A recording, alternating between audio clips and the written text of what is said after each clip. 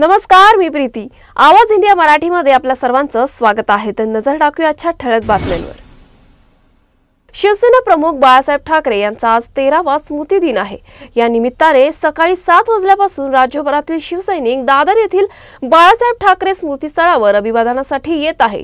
शिवसेना ठाकरे गटाचे प्रमुख उद्धव ठाकरे सहकुटुंबासह स्मृतीस्थळावर पोहोचले। त्यानंतर मनसे प्रमुख राज ठाकरे, बाळा नांदगावकर आणि नितीन सरदेसाई यांसह स्मृतीस्थळावर आदरांजली वाहिली।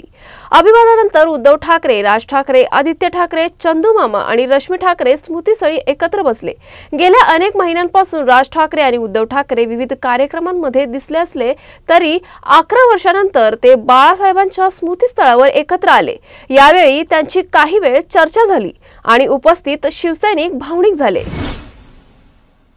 ठाकरे गटाचे ज्येष्ठ नेते आणि राज्यसभा खासदार संजय राऊत गेल्या काही दिवसांपासून गंभीर आजारामुळे सार्वजनिक जीवनापासून दूर होते। डॉक्टरांच्या सल्ल्यानुसार त्यांनी 31 ऑक्टोबर पासून 2 महिन्यांसाठी सार्वजनिक कार्यक्रमात सहभागी न होण्याचा निर्णय घेतला होता। आज बाळासाहेब ठाकरे यांच्या 13व्या स्मृती दिनानिमित्त संजय राऊत यांनी आपली विश्रांती बाजूला ठेवत घराबाहेर पाऊल टाकलं। त्यांनी दादर येथील शिवाजी पार्क येथे बाळासाहेब ठाकरे यांच्या स्मृतीस्थळाचे दर्शन घेतले। यावेळी ते शर्ट पॅन्टच्या सोप्या पेहरावात दाखल झाले होते आणि संसर्ग टाळण्यासाठी मास्क लावला होता। शिवाजी पार्कच्या परिसरात गाडीमधून उतरल्यानंतर संजय राऊत यांनी आपले बंधू सुनील राऊत यांचा हात धरून स्मृतीस्थळापर्यंत चालत जाऊन बाळासाहेबांचे दर्शन घेतले। धाराशिव विधानसभा मतदारसंघाचे माजी पालकमंत्री आणि शिवसेना नेते तानाजी सावंत यांनी राष्ट्रवादी काँग्रेसवर पुन्हा एकदा गंभीर आरोप केलाय। सावंतांच्या मते अजित पवारांच्या राष्ट्रवादी काँग्रेसने विधानसभा निवडणुकीत शिवसेनेच्या 60 आमदारांविरोधात गुप्तपणे काम केले। तानाजी सावंत यांनी म्हटलंय की महायुतीत शिवसेना आणि राष्ट्रवादी एकत्र लढत असतानाही राष्ट्रवादी काँग्रेसने माझ्या मतदारसंघातही शिवसेनेच्या विरोधात एकत्रित प्रयत्न केले। त्यामुळे राष्ट्रवादी काँग्रेसला टीका करण्याचा नैतिक अधिकार नाही। या प्रकरणाची माहिती सावंतांनी आपल्या वरिष्ठ नेत्यांना दिली असून एकनाथ शिंदेंनाही त्यांनी हे प्रकरण सांगितले। सावंत यांचे आरोप मुख्यतः राष्ट्रवादी काँग्रेसच्या एकत्रितपणे शिवसेनेच्या विरोधात काम करण्यावर आणि महायुतीतील वचनभंगावर केंद्रित आहे। रायगड जिल्ह्यातील 10 नगर परिषद निवडणुकांचे वेळापत्रक जाहीर झाल्यानंतर महाडमध्ये राजकीय हालचालींना वेग आलाय। महाड नगर परिषद नगराध्यक्ष पदाचे उमेदवार सुदेश कळमकर यांनी आज भाजपा आणि राष्ट्रवादी काँग्रेस कार्यकर्त्यांच्या भव्य शक्ती प्रदर्शनाच्या पार्श्वभूमीवर उमेदवारी अर्ज दाखल केला। जागमाता मंदिर ते शिवाजी चौक दरम्यान ढोल ताशांच्या गजरात कळमकर यांचा प्रचार मोर्चा काढण्यात आला। खासदार सुनील तटकरे आणि खासदार धैर्यशील पाटील यांच्या उपस्थितीत शिवाजी चौकातील छत्रपती शिवाजी महाराजांच्या पुतळ्यास पुष्पहार अर्पण करून अर्ज दाखल प्रक्रिया पूर्ण झाली। या शक्ती प्रदर्शनामुळे महाडमधील निवडणूक वातावरण तापू लागल्याची चिन्ह दिसत आहेत। ह्या स्थानिक स्वराज्य संस्थांच्या निवडणुका आहेत, या खऱ्या अर्थाने कार्यकर्त्यांच्या निवडणुका आहेत। त्याच्यामुळे कार्यकर्त्यांना न्याय देण्याच्या दृष्टिकोनातून प्रत्येक पक्ष आपापल्या कार्यकर्त्याला संरक्षित करत असतो। त्यामुळे स्थानिक परिस्थितीनुसार वेगवेगळ्या युती या ठिकाणी घडत असतात।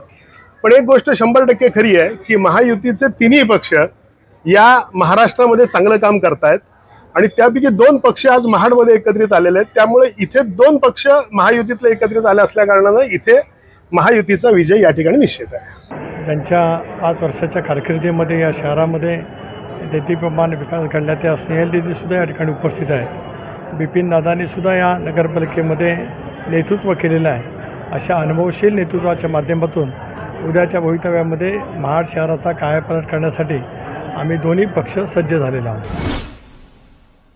प्रताप सरनाईक यांच्या नेतृत्वाखाली मीरा भाईंदरमध्ये मोठ्या संख्येने पदाधिकारी आणि कार्यकर्त्यांनी शिवसेना शिंदे गटामध्ये जाहीर प्रवेश केलाय। सदर कार्यक्रमाची सुरुवात लहुजी शक्ती सेनेचे ठाणे जिल्हा अध्यक्ष माननीय सुरेश कांबळे यांनी मंत्री प्रताप सरनाईक यांना पुष्पगुच्छ देऊन स्वागत केले। त्यानंतर लहुजी शक्ती सेनेचे उपाध्यक्ष महेश खलसे, भारतीय बहुजन आघाडीचे मीरा भाईंदर जिल्हा अध्यक्ष देवानंद रोडगे आणि बाबासाहेब गोपले सेनेचे जिल्हा अध्यक्ष रमेश लोखंडे यांच्या उपस्थितीत मोठ्या संख्येने पदाधिकारी आणि कार्यकर्त्यांनी पक्षप्रवेश केला। पक्षप्रवेशाच्या कार्यक्रमात राज्याचे परिवहन मंत्री प्रताप सरनाईक यांनी सर्वांचे स्वागत करत पक्षप्रवेश केला। भारताचे माजी सरन्यायाधीश B.R. गवई यांनी 75 वर्षांमध्ये भारत आणि भारतीय संविधान या कार्यक्रमात आरक्षण आणि समानतेसंबंधी आपले विचार मांडले। त्यांनी म्हटलंय की IAS अधिकाऱ्यांच्या मुलांची तुलना गरीब शेतमजुरांच्या मुलांशी करता येणार नाही। गवई यांनी इंदिरा साहनी निकालातील क्रीमी लेअर संकल्पना अनुसरावी अशी मते मांडली आणि सांगितलं की अनुसूचित जातींनाही इतर मागासवर्गीयांसारखे नियम लागू होणे आवश्यक आहे। माजी सरन्यायाधीश म्हणाले की त्यांच्या निर्णयावर टीका झाली तरी ते न्यायाधीशांकडून निर्णय योग्य ठरवण्याची अपेक्षा करत नाही। तसेच त्यांनी गेल्या काही वर्षात देशात समानता आणि महिला सक्षमीकरणात वाढ झाल्याचंही नमूद केलं। मुंबई आणि ठाण्यात अचानक सीएनजीचा पुरवठा विस्कळीत झालाय। महानगर गॅस लिमिटेडच्या माहितीनुसार गेल कंपनीच्या मुख्य गॅस पाईपलाईनला झालेल्या नुकसानीमुळे वडाळा येथील सिटी गेट स्टेशनवर पुरवठा खंडित झाला। यामुळे मुंबई, ठाणे आणि नवी मुंबईतील अनेक सीएनजी पंपावर गॅस मिळत नाही। प्रभावित पंपामध्ये बसेस, ऑटो रिक्षा आणि टॅक्सी यांसारख्या सार्वजनिक वाहतुकीचा वाहनांना पुरवठा करणारे स्टेशनही समाविष्ट आहेत। त्यामुळे या वाहनांच्या सेवांवर गंभीर परिणाम झाला असून चालकांना सीएनजी साठी तासनतास रांगेत उभं राहावं लागलं। दरम्यान घरगुती वापरकर्त्यांसाठी पाईपद्वारे पीएनजीचा पुरवठा सुरू राहील, जेणेकरून स्वयंपाकासाठी लागणाऱ्या गॅसचा पुरवठा खंडित होणार नाही। MGLने रहिवाशांची गैरसोय टाळण्यासाठी पीएनजी पुरवठ्यास प्राधान्य दिलं आहे। बांगलादेशाच्या आंतरराष्ट्रीय गुन्हे न्यायाधिकरणाने माजी पंतप्रधान शेख हसीना यांना 2024 मधील हिंसक आंदोलनादरम्यान झालेल्या हत्या व मानवतेविरुद्ध गुन्ह्यामध्ये दोषी ठरवत फाशीची शिक्षा सुनावली आहे। हे प्रकरण शासन विरोधी आंदोलनातील गोळीबार आणि मोठ्या प्रमाणावर झालेल्या मृत्यूंशी संबंधित आहे, ज्यात सुमारे 1400 नागरिक ठार तर 25,000हून अधिक जखमी झाल्याचा आरोप अभियोजन पक्षाने केला आहे।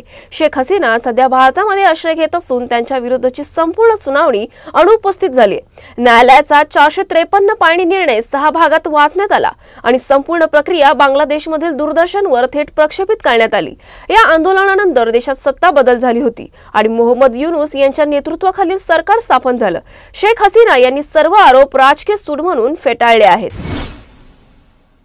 कोलकात्यात झालेल्या पहिल्या कसोटीत अचानक नेक स्पॅझममुळे रुग्णालयात दाखल झालेल्या भारतीय कर्णधार शुभमन गिलला आता डिस्चार्ज देण्यात आलाय।